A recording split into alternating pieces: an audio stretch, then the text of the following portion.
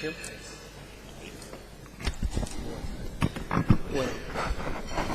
Buenas tardes, buenos mediodías para todos los aquí presentes. Para nosotros es un verdadero honor con Fernando estar acá y presentarles una serie de ideas en clave interactiva. Vamos a hacer una primera comentario. Nosotros vamos a plantearles unas 10 ideas que nos parecen que son base de una propuesta de cambio sistémico en educación, y vamos a hacerlo en diálogo con Fernando, mostrando el concepto y a su vez la idea ejemplificada. Queremos también decirles invitarlos a que estamos lanzando mañana una iniciativa nueva en educación, EDU-UI 21, que quiere decir Educación Uruguay Siglo XXI. Es una iniciativa ciudadana de la sociedad civil, es una asociación civil que tiene por objetivo fundamental armar un programa robusto de cambio educativo que sea consensuado con los diferentes partidos políticos para los próximos 10 años del Uruguay. Creo que es una esperanza para muchos de nosotros. Con Fernando lo vemos varios detrás. Tenemos el honor de decirles también que detrás de esta iniciativa tenemos una comisión de notables, honoraria, donde están representados los más diversos perfiles políticos, sociales, productivos del país. Hemos logrado reunir una cantidad de gente que mañana va a estar presente en el lanzamiento, y después tenemos un comité académico donde tenemos más de 40 en estos momentos. Ya debemos estar cerca de 50. De 50, que son gente que en la academia hoy son los más importantes o los más relevantes en diferentes temas educativos. Así que simplemente para decirles que los esperamos mañana, acá muy cerca, a las 19 horas, en la casona de Maguá, donde vamos a lanzar públicamente con los grupos de colegas esta iniciativa, que creo que es una ventana de esperanza para que el Uruguay finalmente nos pongamos de acuerdo en la propuesta de cambio educativo. Así que bienvenida la invitación a todos. La dinámica que vamos a plantear, de estilo sobrinos del Pato Donald, va a tener 10 puntos, como señalaba Renato, en donde él va a presentar un poco la relevancia de cada uno de estos puntos para pensar los modelos educativos a mediano y largo plazo, y algo de la experiencia internacional. Y yo lo único que voy a hacer como contrapunto es señalar en cada uno de estos puntos algunos elementos que son particulares o peculiares de nuestro país, y desafíos, por lo tanto, que enfrenta nuestro país. Sí, los 10 puntos están acá. Vamos a dejarles a ustedes la presentación. Son 10 puntos que reflejan una idea que tenemos con Fernando, que es la educación como bien público, como bien social. O sea, nosotros partimos de un enfoque social de la educación y la necesidad de fortalecerlo. Y acá están estos 10 puntos que vamos a ir viéndolo uno a uno, pero tienen esta idea que queremos de un principio mencionarles a ustedes. Nosotros hablamos de progreso en educación en clave de genuina inclusión. Inclusión en educación hoy no es solamente accesibilidad a la educación, no es solamente acceso a la infraestructura, al equipamiento educativo. Hoy, cuando hablamos de inclusión, hablamos de darle esencialmente a cada niño, cada niña, a cada joven, a cada estudiante una oportunidad real de educarse y aprender. Un sistema es inclusivo si da oportunidades efectivas de educarse y aprender. Uno puede tener mucha infraestructura, puede tener mucho equipamiento, puede tener mucha inversión, pero no tiene las claves de oportunidades educativas. Por eso nosotros, cuando hablamos de inclusión, es oportunidades educativas. Entonces, para empezarles a mencionarles, el primer punto es, para nosotros, cuando hablamos de educación, la educación refleja imaginarios de sociedad. La educación para nosotros es un asunto de la sociedad, no solo de los educadores, aun cuando no se puede hacer educación sin los educadores, naturalmente. Pero el tema es más global, es más importante, porque cuando uno define un currículum o define una propuesta curricular para cualquier nivel, está trazando qué tipo de sociedad quiere hacer. Entonces nosotros partimos el primer enfoque para nosotros fundamental es preguntarnos qué tipo de educación queremos, para qué tipo de ciudadanía y para qué tipo de sociedad. Y esa discusión no puede ser únicamente una discusión al interior del sistema educativo. Allí hay una característica central del Uruguay. Uruguay, hace mucho tiempo, Lilian Delía, cada vez que presentaba, ella era integrante del Consejo Directivo Central de la Educación en Uruguay, señalaba con orgullo que Uruguay era el único país que tenía autonomía político-técnica de su sistema de gobierno de la educación obligatoria. Mi respuesta siempre será, por algo será que es el único país. Una de las tendencias que ello ha generado es a pensar la educación como un problema de los educadores. Es decir, la característica del modelo institucional de gobierno que nos hemos dado para la educación en Uruguay tiende a generar una endogamia en donde el especialista del área, que es el educador y el docente, se arroga no solo el derecho de trabajar sobre los medios, sino definir sobre los fines. Y eso es justamente lo que Renato señalaba que no puede suceder.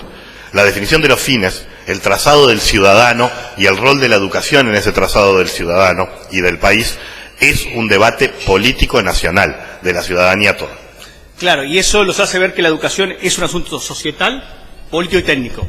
Un ejemplo solamente internacional para abonar lo que señalaba Fernando. En países como nórdicos, como Finlandia, por ejemplo, los parlamentos son los que definen el para qué y el qué de educar. Y después son los sistemas educativos que, apropiados de ese para qué y qué, definen el cómo. Pero el para qué y el qué no es un asunto solo de los sistemas educativos. La segunda idea es la idea del Estado garante en educación. Muchas veces se habla del Estado garante. El Estado garante para nosotros no es un Estado monopólico, no es un Estado monopolizador de la oferta. Un Estado puede ser muy estadocéntrico y ser extremadamente inequitativo. Lo que queremos decir nosotros es que el Estado garante significa que orienta y se hace responsable el Estado de efectivizar el derecho de cada persona a educarse y aprender, con independencia de condiciones y contextos, y apelando a diversidad de marcos y ofertas. Un Estado garante es un Estado que sabe utilizar la capacidad que tiene una sociedad civil, el sector privado, la diversidad de sectores, para responder al principal desafío, que es darle a cada niño una oportunidad real de aprender. Por tanto, nosotros planteamos la idea de un Estado que garante, es un Estado estratega, que co-desarrolla y co-evalúa, pero que jamás tiene el monopolio del desarrollo de la educación. Y pensemos justamente en Uruguay y la debilidad particular que enfrentamos. Uruguay históricamente desarrolló un modelo educativo en donde el Estado era el proveedor, es decir, y eso es en verdad algo relativamente positivo que atravesó al país durante el siglo XX. Pero ello mismo conllevó una fuerte debilidad regulatoria. Nuestro Estado es muy poco capaz de regular al sistema y considerarlo como sistema. Por ejemplo, carecemos de un sistema nacional de evaluaciones estandarizadas que se apliquen a todos los centros educativos en el país. ¿Sí? Carecemos de un marco curricular común que oriente las acciones diversas que luego se desarrollan a nivel pedagógico. ¿Por qué? Porque confiábamos en el viejo principio de aquellos inspectores. Hoy se está aplicando la misma prueba a la misma hora en todos los centros. Era como yo ejecuto, yo controlo. En la complejidad actual y en los desafíos que nos tenemos que plantear, en donde va a haber actores públicos y privados forjando el sistema educativo, lo que debemos es hacer lo que señala Renato, fortalecer la capacidad garante del Estado, en donde su capacidad de evaluar y de ofrecer marcos de referencia constituyen fortalezas regulatorias, no necesariamente el control monopólico de la ejecución. La tercera idea es que educación es tres cosas a la vez, y a veces es difícil de congeniarlas en las políticas. Educación es política cultural, porque es aprender a vivir juntos, y es aprender a vivir en una sociedad donde hay una serie de valores y referencias universales. Hoy el mundo está asediado por los problemas en torno a aprender a vivir juntos, a aprender a vivir en sociedades con un mínimo de respeto y con la idea de que no necesariamente ser diverso no significa que no haya marcos universales. Hay valores universales que respetan la diversidad, pero también hay valores universales que nos convergen a todos. Es política cultural, es política social, porque en definitiva la educación es la base de la equidad de una sociedad. Las sociedades más equitativas que vemos en el mundo son las sociedades que tienen una educación equitativa de calidad. No existe falta de relación entre equidad en la educación y equidad en la sociedad. Están estrictamente vinculadas. Y es política económica. ¿Por qué razón? Porque no hay mejor política económica que una buena política educativa. Porque la política económica es política educativa. Entonces, el problema es que la educación tiene que considerar esas tres funciones. Es política social, es política cultural, es política económica, porque tiene que ver con el lograr esta idea de estilos de vida sostenibles, sociedades pacíficas, inclusivas, justas y cohesivas. Entonces, lo que nosotros decimos es que la educación tiene que proporcionar las herramientas necesarias para que las personas puedan proactiva y competentemente abordar los desafíos de la vida. Porque la vida no aborda el desafío de la asignatura, aborda un problema y tiene que tener la capacidad de integrar conocimientos, valores, actitudes para abordar problemas. Por eso, educación es política cultural, es política social y es política económica. Permítame detenerme en esto un poquito más, porque justamente por la amplitud de las dimensiones en las que Renato señala que se juega la educación y se plantea metas y objetivos de la educación, tenemos que mirar un poco a Uruguay con cuidado y tenemos que mirarlo en el marco comparado internacional. Política social, decía Renato. En verdad, la educación ha sido siempre el primordial instrumento que se han dado en las sociedades modernas para igualar oportunidades. ¿Sí? Hoy sabemos por la neurociencia que las políticas de primera infancia también son claves, y esto es otro capítulo que podemos discutir posteriormente. Pero en el caso de Uruguay, lo que nos sucede es una paradoja. Uruguay presenta niveles de desigualdad altos, pero en el contexto regional los más bajos. Sin embargo, en materia educativa, presenta los niveles de desigualdad más altos. Dicho de otra manera, nuestro sistema educativo agudiza las desigualdades de origen. Y esto es exactamente lo contrario de lo que nosotros procuramos. Ello tiene mucho que ver con cómo está organizado el sistema educativo, con los componentes excluyentes y expulsores de la educación media. Pero simplemente dos datos que se han reiterado mucho y que los voy a mencionar acá. Un 30% de nuestros adolescentes no finalizan el ciclo básico educativo, medio. Y casi un 60% no finalizan la educación media superior. Esto, si lo miramos por quintiles de ingreso, es muy diferente. Un 6% del quintil más pobre no finaliza la educación media superior. En tanto, un 70 y tantos % del quintil más rico finaliza la educación superior. El trazado de ciudadanía que tenemos a futuro tiene que ver con esto que estamos forjando hoy. Si ello es una fábrica de desigualdad, ello será el impacto futuro que tendrá. Y el segundo tema que señalaba Renato, no voy a hablar de el primero, el de convivencia, porque se deriva de ello, pero el segundo tema económico, todos aquellos que vivimos los últimos 12 a 14 años de expansión económica importante en Uruguay y todos aquellos que tuvieron responsabilidades empresariales tienen que haber vivido en carne propia las limitaciones directas que ya empezábamos a vivir en materia de capital humano. Lo vivíamos en la ausencia de niveles terciarios adecuados, pero también lo vivíamos en la ausencia de niveles medios, con capacidad de aprovechar el ciclo expansivo al hacer lo que señalaba Renato, ser capaces no de tener una asignatura propedéutica preuniversitaria, sino de resolver problemas, de adaptarse, de aportar a la empresa. Los pocos que había no se fidelizaban, rotaban entre empresas porque eran súper demandados. Es decir, el primer cuello de botella que tuvimos en la expansión económica y en el ciclo favorable externo que tuvimos en este periodo fue el capital humano de nuestra población, y lo vamos a seguir viviendo. Asumar también cultura y trabajo. Correcto. Bueno, los elementos de cultura y trabajo también, obviamente, como elementos fundamentales para la inserción laboral y para la convivencia. Fernando abría la puerta para el cuarto punto cuando decía la educación de primera infancia como clave. Nosotros partimos de la idea de que el Uruguay tiene que tener una política educativa de cero a siempre. Las personas se forman siempre a lo largo de la vida. Y fíjense lo que lo dice la neurociencia en dos sentidos complementarios, aun cuando parezcan.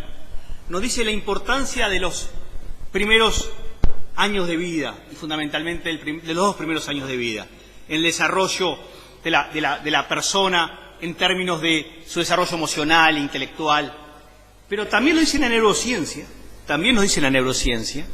que las personas permanentemente desarrollan su cerebro, a cualquier edad, y que eso potencia y que las neuronas se crecen en diferentes momentos de la vida. No solamente hay crecimiento de neuronas en el periodo inicial de la vida, hay crecimiento durante toda la vida. Por eso la idea es pensar la educación con perspectiva de formación a lo largo de toda la vida. Entonces, para eso nosotros decimos que las personas tienen que tener espacios para educarse diversos. Hoy se ha terminado esa discusión de lo formal, no formal, informal. En todos lados se educa y se aprende.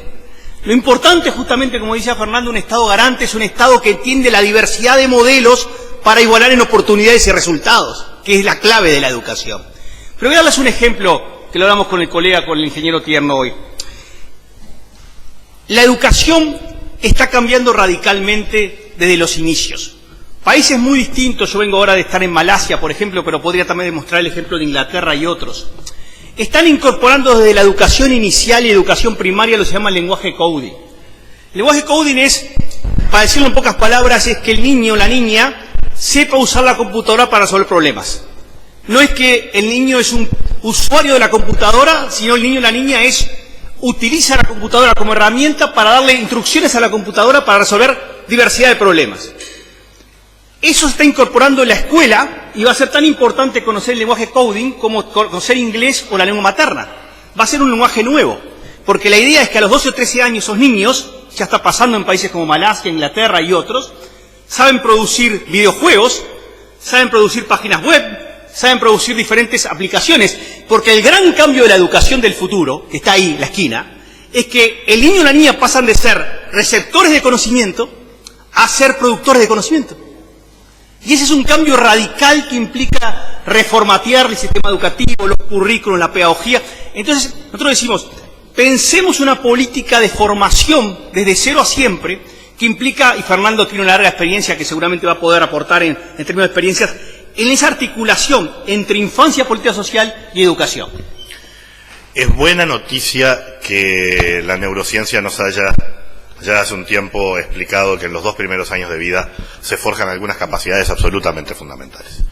Esto es algo que, por ejemplo, en los países nórdicos entendieron tempranamente con anterioridad a que la neurociencia se lo dijera. Exactamente. Y ello generó, obviamente, sociedades más igualitarias, pero también sociedades mucho más productivas, ¿verdad? Porque hay un aprovechamiento mucho más pleno de todo eso que es el capital humano de esas naciones.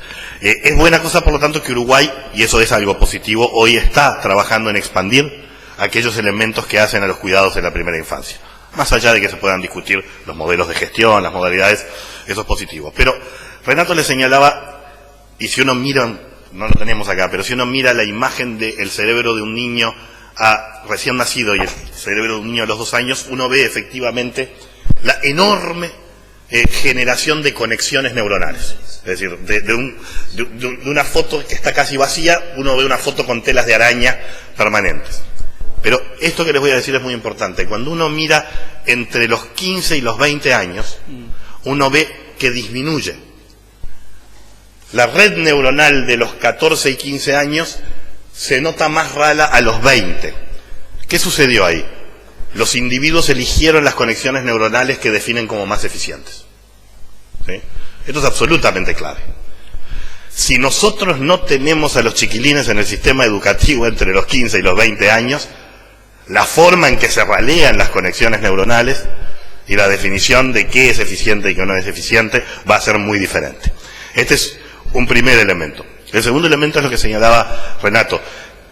Decir que hay que aprender de cero a siempre no es solo decir precisamos primera infancia, políticas de primera infancia, precisamos políticas activas de empleo, es decir que lo que enseñamos en la educación nos da herramientas para aprender siempre. Y eso es absolutamente fundamental. La tradición en Uruguay, especialmente en la educación media como modelo propedéutico preuniversitario, es un modelo de contenidos quietos prescriptivos. Nosotros tenemos un plan Ceibal, ¿sí?, que es del siglo XXI, se piensa para el siglo XXI, pero se inscribe en la siguiente estructura de nuestro sistema educativo. Estudiantes del siglo XXI, docentes del siglo XX y programas del siglo XIX. Entonces, claro que no podemos aprovechar y no podemos preparar. Hoy Ceibal tiene un modelo fantástico que se llama laboratorios tecnológicos. No es STEM, pero es un componente posible de STEM. Pero la posibilidad de desarrollarlo en la educación media es casi imposible por la forma de organización de nuestras asignaturas y gestión de nuestros recursos humanos. Quinto punto que para nosotros es clave, y cual vamos a hacer mucho énfasis en los próximos meses y años. Tenemos que tener un sistema educativo como tal. La gran pregunta que nos hacemos muchos de nosotros desde hace mucho tiempo es si Uruguay tiene un sistema educativo. Si por sistema educativo se tiene un sistema que realmente esté coordinado, secuenciado, articulado, coherente para dar oportunidades de educarse y aprender. Tenemos sumatoria de niveles, tenemos sumatoria de intenciones, muy buenas intenciones a veces, pero falta conducción y liderazgo. Y bueno, liderazgo ministerial, ¿por qué decimos eso? Porque la evidencia en el mundo muestra que ningún sistema educativo funciona bien si no hay liderazgo. El liderazgo de los sistemas educativos está en los ministerios de educación en el mundo. El Uruguay ha tenido siempre una conducción atípica, una conducción que se ha salido de la norma. A veces la celebramos como nuestra tipicidad, pero esa atipicidad se ha convertido hoy en un obstáculo para generar oportunidades de educarse y aprender. Y ahí creemos que en este tema hay que tener claridad en que los sistemas educativos exitosos en el mundo combinan tres cosas. Un primer nivel que es el nivel político, ineludible. Es la política y el sistema político que representa la diversidad de actores en una sociedad que define los trazados fundamentales. Ese para qué y qué que se debe definir a ese nivel. Hay un segundo elemento que es un elemento técnico. Esto es conducción técnica calificada para transformar ese para qué y qué en propuestas educativas eficaces. Y ahí uno habla de Finlandia, bueno, pero en Finlandia esos cargos son ocupados por gente que tiene excelencia académica, excelencia profesional, que tiene un currículum detrás que atestigua eso. Sin excelencia profesional y académica no hay actos educativos, no es mágico la educación. Y el tercer nivel fundamental es que se le da a los centros educativos la capacidad de co-desarrollar esa propuesta educativa. No es el viejo sistema de que algunos implementan, unos definen y otros implementan. Las reformas no funcionan de arriba hacia abajo o de abajo hacia arriba solamente, son una combinación. Entonces lo importante es darle al centro educativo la capacidad de definir sus recursos humanos, de definir cómo aterriza ese currículum, esa pedagogía en el nivel local. Nosotros en la UNESCO decimos que el currículum es local porque significa visión global con aterrizaje local. Pero para eso hay que empoderar a los centros educativos. Pero los centros educativos, paradojalmente, y seguramente Fernando va a mostrar ejemplos, muchas veces los centros educativos están trabados en su capacidad de innovación por un sistema burocrático inercial que controla, fiscaliza, pero no orienta. ¿Cuánto de orientación pasa en nuestros centros educativos? Porque es muy fácil decir que el problema es docente. No, el problema es mucho más grave. Porque los sistemas educativos que funcionan en el mundo, toda la estructura, todo el marco organizacional está pensado en función de ¿qué? En función de que el principal decisor político de un sistema educativo es el docente en el aula. Porque es el docente en el aula que define a quién incluir o no incluir. Pero nosotros no estamos pensando en el sistema educativo de esa manera. Lo estamos pensando inercialmente, como suma de agregados. ¿Cuánto se discute hoy día sobre el docente como decisor en el aula? ¿Cuánto discutimos sobre el aula en nuestras reformas educativas? Fernando. Pensemos que justamente, digamos, tal vez la imagen espejo más clara es esa, nosotros tenemos por un lado un modelo hipercentralizado en la relación de las autoridades con los centros y hiperprescriptivo en los contenidos curriculares. Es decir, nuestro modelo es un modelo, si se quiere, rígido y ritual, en donde la idea es que hay un músculo desde arriba capaz de ordenar todo eso, cosa que ya hemos visto que no lo puede hacer más, además. ¿Sí? En vez de apostar a qué, a lo contrario, a decir, yo lo que construyo es un marco común con pautas muy claras orientadores, sistemas de información y evaluación adecuados y el permiso luego y las capacidades y herramientas para la innovación. ¿En qué aspectos? En dos aspectos. En el nivel de centros, esto es de la comunidad educativa y sus direcciones tomando decisiones de proyectos pedagógicos, y en el nivel, como decía Renato, de aula, la decisión clave que es la decisión educativa que se toma cotidianamente en cada momento y que define la confianza para que el chiquilín aprenda, la inclusión o no de otro chiquilín, la capacidad y pertinencia de integrar conocimientos, en donde ese es el poder real del docente, ese poder que no solo no hay que quitarle, sino que hay que expandir. Ahora, yo los invito a quienes se animen a que busquen en la página, en internet en general, pongan currículum de matemática. Uruguay. Lo que les va a aparecer es el currículum de primaria que tiene matemática, que sí va desde primero de escuela, desde inicial hasta sexto. Es un currículum muy problemático, muy extenso, muy poco profundo, pero por lo menos está diseñado de tal manera que va de una edad a otra edad. Luego lo que van a encontrar es currículum de tercero de matemática del ciclo básico del plan 96. Currículum de matemática de segundo año del plan. Lo mismo nos pasa con lenguaje, lo mismo nos pasa... No tenemos, ya no un marco curricular común como el que pedimos yo y Renato.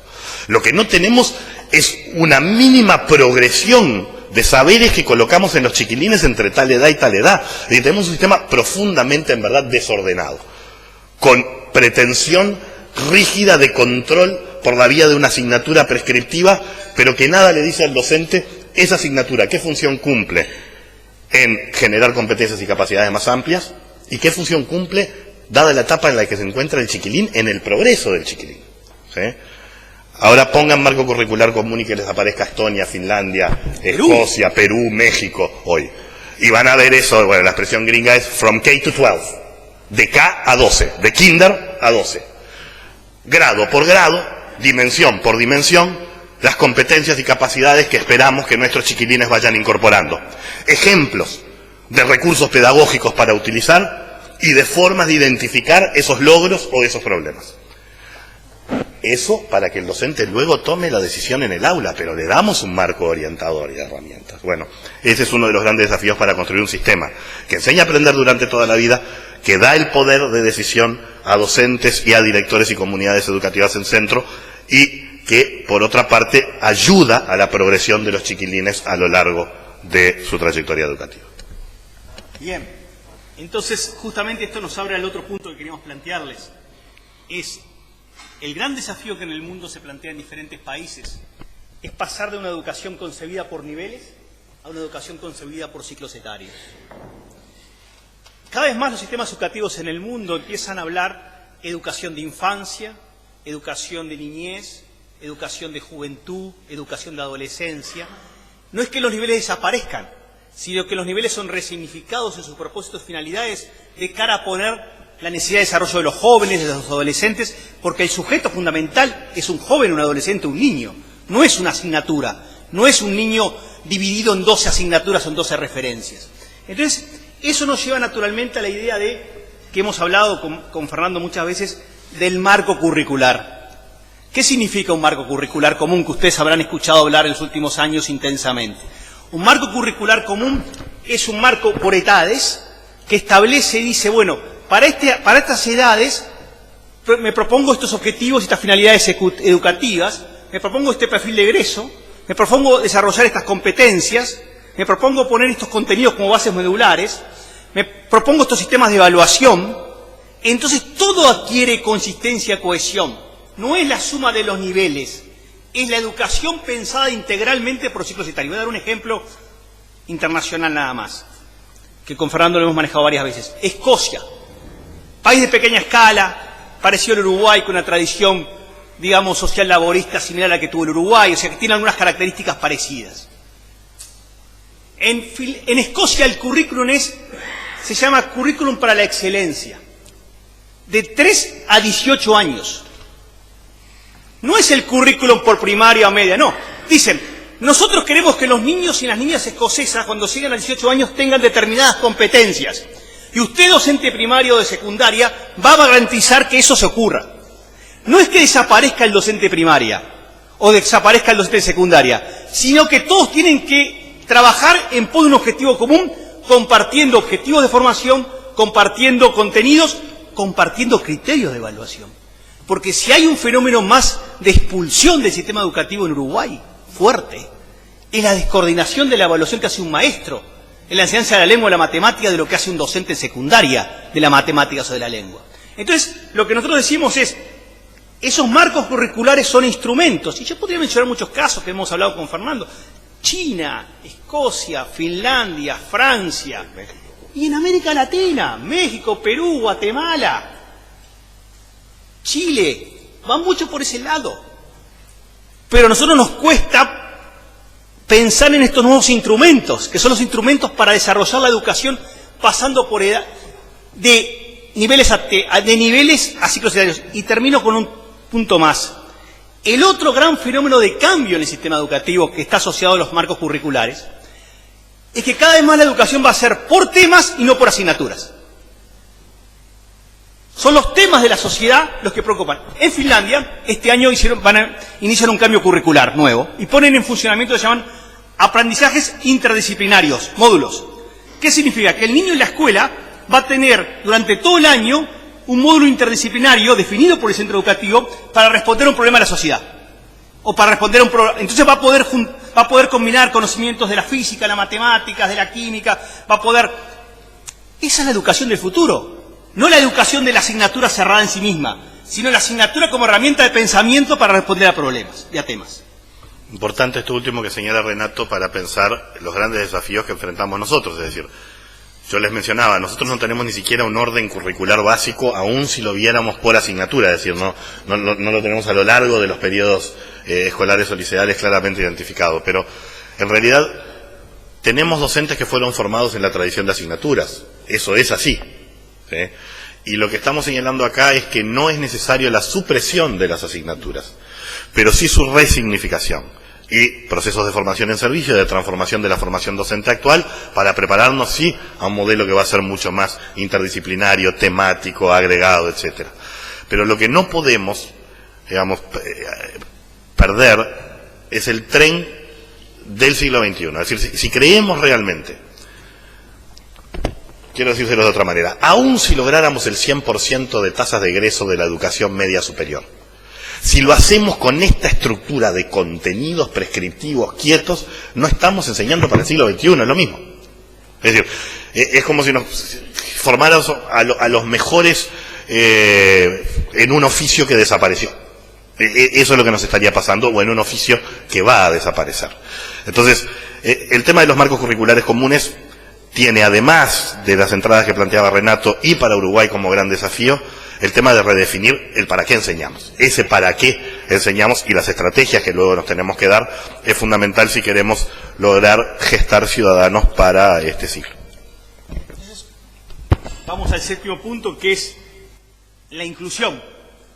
Nosotros hablamos de una tríada fundamental que van juntas en la educación. El currículum, como decíamos, refleja un imaginario de la sociedad, refleja el tipo de sociedad que uno quiere construir. La pedagogía lo efectiviza, ese imaginario, en prácticas eficaces de enseñanza y aprendizaje. Y el docente inclusivo es aquel que sabe, entiende la diversidad de los alumnos. Hoy también los que nos dicen la neurociencia muy claramente es que cada niño aprende de manera diferente. Cada ser es un ser especial y singular. No hay un modelo único para educar. Hay tantos modelos para educar como niños y niñas hay en un aula.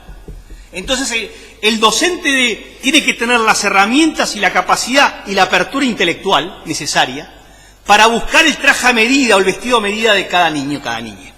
Entonces decimos que eso es, pero eso no lo puede hacer si el currículum, como decía Fernando, es asfixiante, es contenidista, es aburrido. El currículum tiene que conectar con el docente para que el docente lo haga realidad en el aula. Y nuestra historia de los últimos 40 años ha sido que los intentos por conectar han fracasado, porque no logramos entender el currículum como una mano amigable del docente. Siempre se dice que las reformas son muy buenas hasta entrar al aula, porque no entran al aula.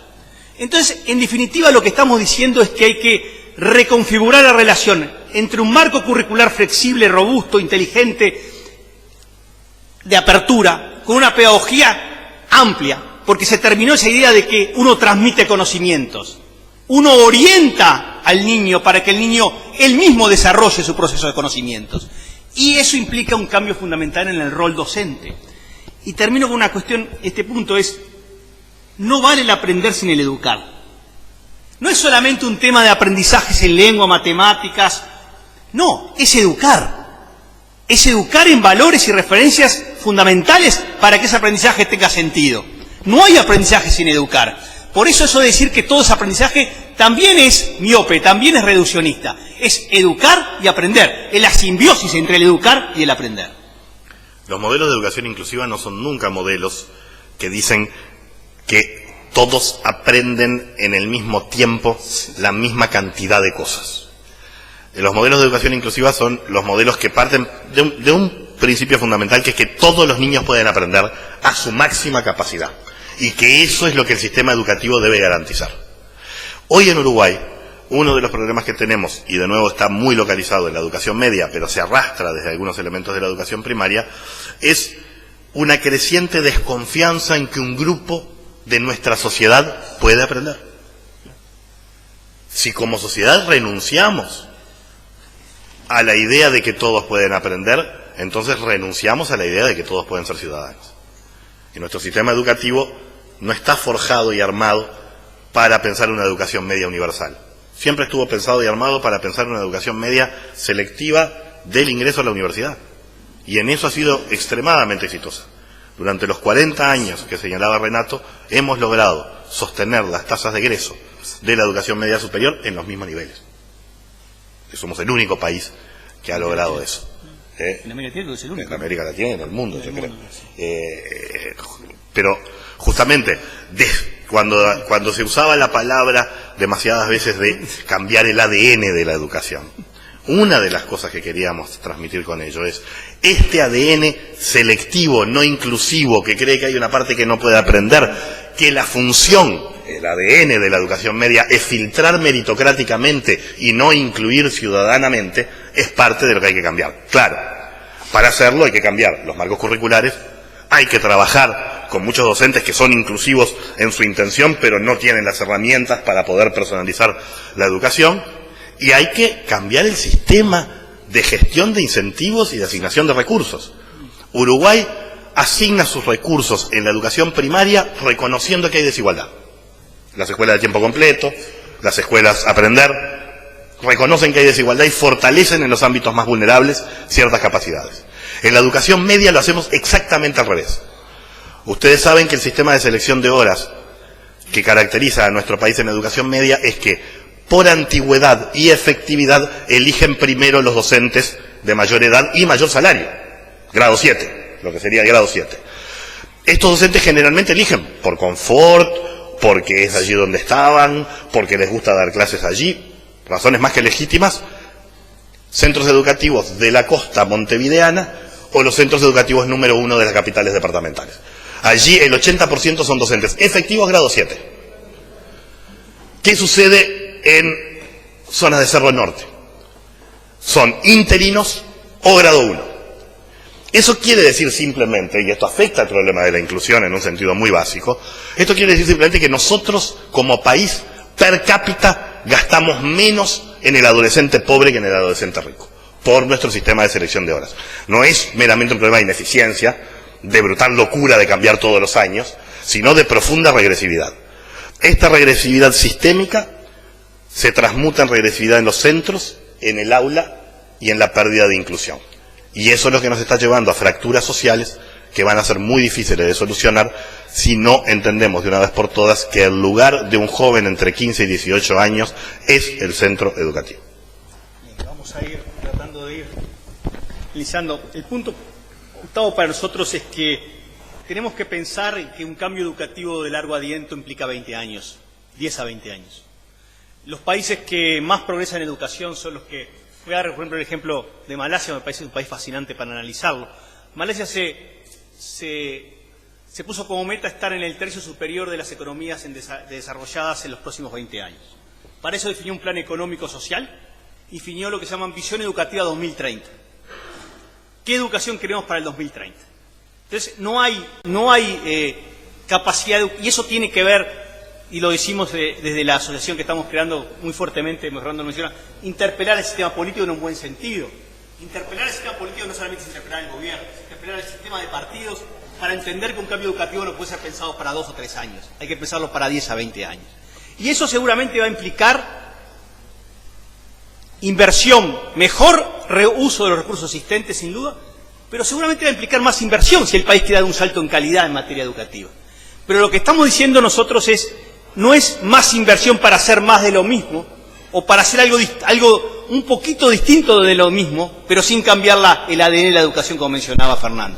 Entonces nosotros lo que decimos es que el sistema político tiene un deber fundamental en Uruguay, que es pensar un acuerdo educativo de largo aliento, que no es ponerse de acuerdo sobre cuántas escuelas se van a construir o sobre cuánto evento se va a hacer, es ponerse de acuerdo sobre el contenido educativo robusto, porque los acuerdos educativos muchas veces fracasan porque son sobre metas cuantificables, que uno puede decir cuántas escuelas puedo hacer más o menos. Es importante, pero no es lo medular de lo que enseñaba Fernando cuando hablaba de los contenidos. Entonces nosotros decimos, inversión direccionada, expansiva, pero pensando para 10 o 20 años. Aunque parezca a veces demasiado tecnocrático, La expansión o el incremento de los dineros públicos, que son de todos, que hay que volcar a la educación, y creemos con Renato que hay que hacerlo, solo van a rendir si están orientados a transformar la función de producción. Esto es, a una transformación radical de cómo producimos educación. Si no lo hacemos, entonces es un gran desperdicio de dinero. Una de las razones, esto sé que no va a ser estrictamente reservado, pero digamos, una de las razones de mi renuncia tiene que ver con visibilizar un indicador claro de la derrota en poder avanzar a este proceso, y es cuando el margen fiscal existente se utiliza solo para incrementos inerciales de salario. ¿Sí? Yo estoy convencido que hay que aumentar el salario docente, más de lo que aumentó, pero no en forma inercial.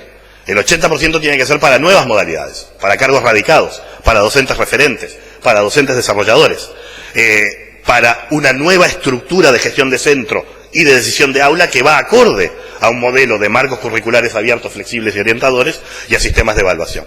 Entonces, el desafío que tenemos por delante a los próximos 10-20 años es un gran acuerdo multipartidario que dé la espalda política para un adecuado aterrizaje técnico que se plasme luego sobre las venas que llevan adelante la sangre del cambio, que es la estructura presupuestal. Es decir, los incentivos y los recursos terminan siendo absolutamente claves para construir esta alternativa. Por supuesto, con otras decisiones que nada tienen que ver con recursos. La construcción de un marco curricular común, la discusión de un para qué y el qué de la educación. Pero lo que es más difícil luego, políticamente, y por eso iniciativa EDUI 21, Iniciativa Ciudadana EDUI 21, nace, yo creo, entre otras cosas para ello, es para forjar acuerdos que den luego cierto blindaje, cierta capacidad al sistema de decir, esto lo vamos a plasmar presupuestalmente, contra viento y marea, contra las inercias naturales que van a surgir de expansiones inerciales. Vamos a buscar el margen fiscal, pero lo vamos a buscar ¿para qué? Para transformar nuestras funciones de producción en educación. Bien, yendo hacia el final, decimos que, ya a este punto creo que lo mencionamos, es la idea de que finalmente todo esto se basa en la idea de considerar al docente como el tomador de decisiones por excelencia. Nosotros planteamos la necesidad de resignificar el rol docente, que es mucho más que simplemente trabajarlo en la dimensión de salario, de condiciones de trabajo. Son muy importantes, como señalaba Fernando, pero implica dar al docente la confianza de la sociedad. No hay acto educativo posible sin que la sociedad confíe en los docentes. Y hoy hay un problema de confianza mutua. Los docentes desconfían del sistema político, desconfían de la sociedad. Yo creo que el año pasado, con lo sucedido, cuando la declaración de esencialidad fue un ejemplo muy claro de desconfianza mutua del sistema político hacia los educadores y los educadores hacia el sistema político. Pero no queremos entrar en la coyuntura. Lo que queremos decir es que es importante entender que el docente es el que tiene la última palabra en cuanto a darle al alumno una oportunidad real de aprender. Y tenemos que repensar los sistemas educativos para que ese docente tenga el convencimiento de que todos pueden aprender, punto fundamental, que tenga las capacidades necesarias y tenga los apoyos y las orientaciones necesarias para tomar esas decisiones que hacen a la inclusión de un niño. Hoy cuando uno ve la educación media, porque ahí marcamos un matiz en el sentido del, como marcaba Fernando, entre educación primaria y media. En educación primaria el docente tiene una vocación de sensibilidad social y sobre todo tiene una vocación de entender al niño como niño. En educación media es más complicado por el fraccionamiento de las asignaturas. Entonces perdemos a ese joven como joven, perdemos a ese adolescente como adolescente. Entonces recuperar al adolescente como el sujeto del aprendizaje, al joven, y darle al docente las herramientas para que lo incluya. ¿Cuánto discutimos en educación sobre inclusión en este sentido? Una cuestión. Nosotros hablamos de tasas de deserción, ¿no?, en educación. Cuando decimos tasas de deserción en la educación media, decimos dónde ponemos la culpa o la culpabilidad. En el alumno. Deserta, abandona. Nosotros con Fernando hablamos de tasas de expulsión, porque es el sistema educativo que ha fallado en su función esencial, que es darle a ese joven una oportunidad real de educarse y aprender.